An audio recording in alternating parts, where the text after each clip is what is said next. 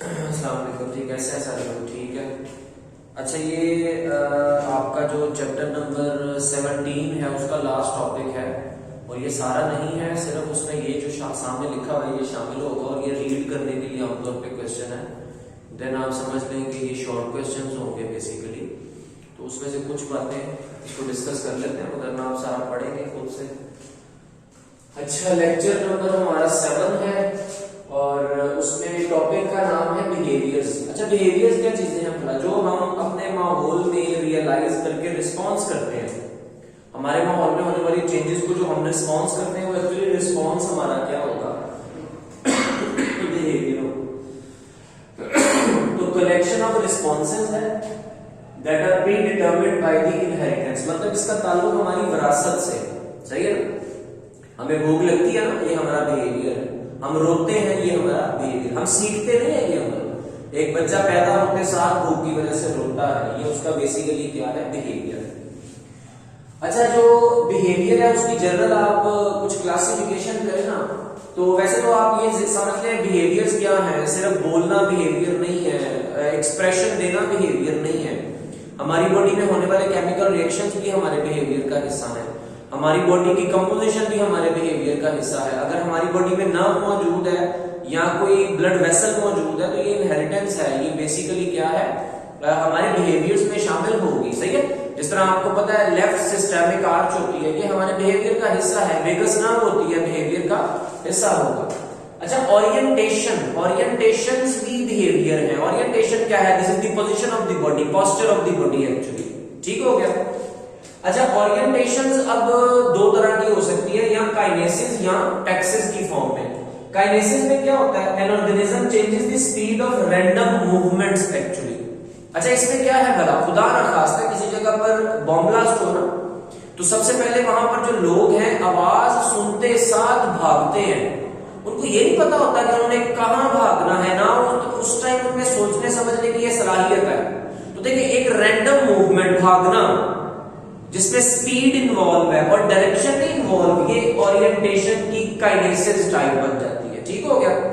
तो इसमें एग्जांपल, उसने पिलबग्स की एग्जांपल आपके रूप में दी हुई है। जानदार है, जैसे कछुए के बच्चे हैं, जब कछुआ अंडे देता है ना तो साहिल इलाके में देता है, और जब अंडों से जानदार निकलते हैं तो उनको सर्वाइवल के लिए पानी की जरूरत पड़ती है, तो वो फौरन निकलते साथ मूव करते हैं पानी की तलाश में।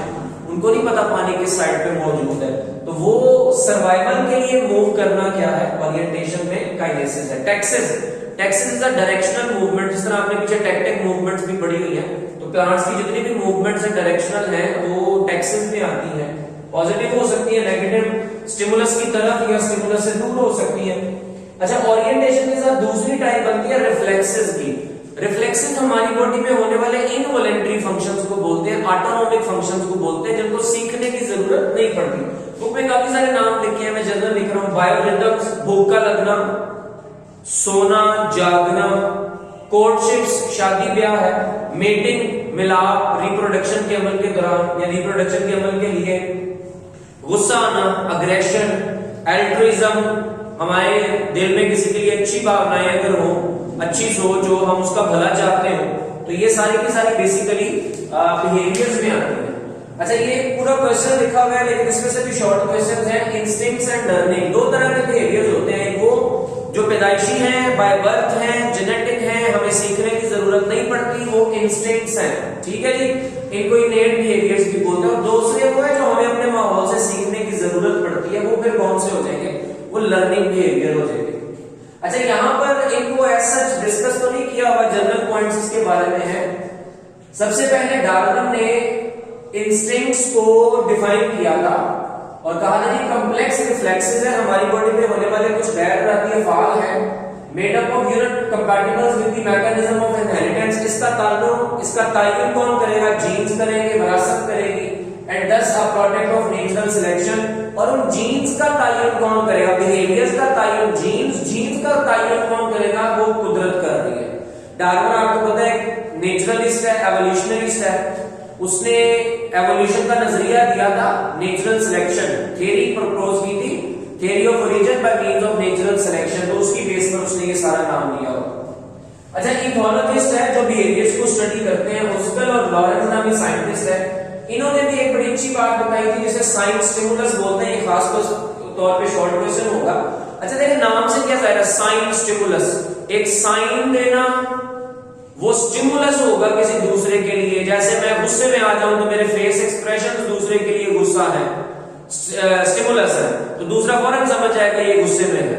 This is a sign stimulus. एक मछली है, जब उसने ब्रीडिंग करनी होती है ना, तो आपको पता है मछली के 3 हिस्से होते हैं, उसमें हेड है, थोरैक्स है और फिर टेल आती है। वो अपना जो थोरैक्स पोर्शन है, एब्डोमेन पोर्शन खासतौर पे बेली वाला हिस्सा, उसको रेड कलर का कर लेती है। देखिए पिगमेंटेशन चेंज होती है, रेड बेली कर लेती है। अच्छा वो रेड बेली मेल करेगा, मेल फिश करेगी। वो मेल फिश रेड बेली करके क्या बताना चाह रही है, वो फीमेल फिश काउंटर पार्टनर को बताना चाह रही है रिप्रोडक्शन के लिए तैयार हो जाओ।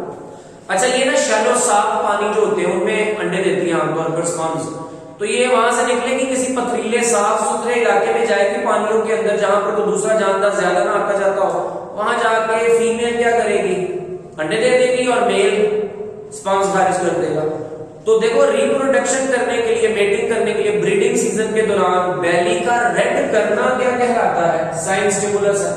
ठीक हो गया ना।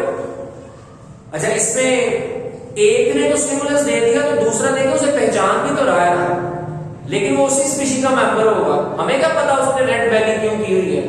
तो अगर एक स्पीशी के मेंबर ने साइन स्टिमुलस दिया तो दूसरा पहचान भी रहा है, इसका मतलब है दूसरे की बॉडी के अंदर उसको पहचानने के लिए इनेट रिलीजिंग मैकेनिज्म है, इनेट अंदर ही अंदर बिल्ट इन मैकेनिज्म है, जिसकी वजह से वो साइन स्टिमुलस को रिकॉग्नाइज कर रहा है। तो built in mechanism to detect response, ये क्या है बेसिकली इनेट रिलीजिंग रिस्पॉन्स, और ये किसके लिए होगा, साइन स्टिमुलस को पहचानने के लिए होगा। ठीक है, जिस तरह डॉग्स यूरिनेट करते हैं जगह जगह पर ताकि वो अपने इलाके का तयन कर ले, ये साइन स्टिमुलस है। तो दूसरा डॉग आके जब यूरिन की स्मेल लेगा उसे अंदाजा हो जाएगा यहाँ पर पहले भी कोई है, मालिक का यहाँ का कोई। इसी तरह जब लाइंस ने क्या करना होता है, रिप्रोडक्शन करनी होती है, तो स्मेल खारिज करते हैं, वो स्मेल क्या है, वो साइन स्टिमुलस है बेसिकली। ठीक हो गया।